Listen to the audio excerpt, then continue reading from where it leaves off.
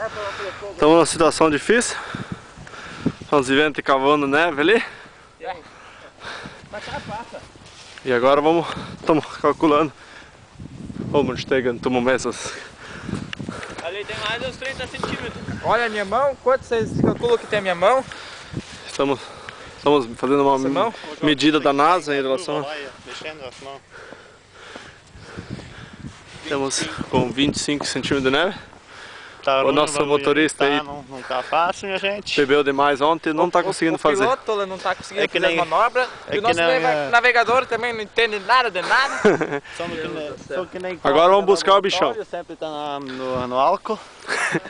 Agora ele vai buscar o bichão, pode ir lá. Tamo aí, separando a neve.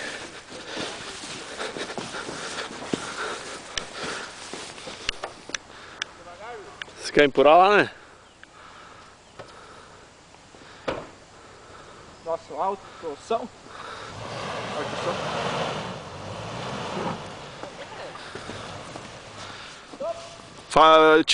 Tira o montinho, a rampinha, tira da frente. Vai até a terra. Outro lado também. Nós temos técnicas já usadas há vários anos, no tempo que se usava as carroças ainda. Ajuda a empurrar lá, né? Nosso vivente vai ajudar a empurrar. E eu vou olhar então, filmando. Se eles vierem, eu pulo fora. Vamos se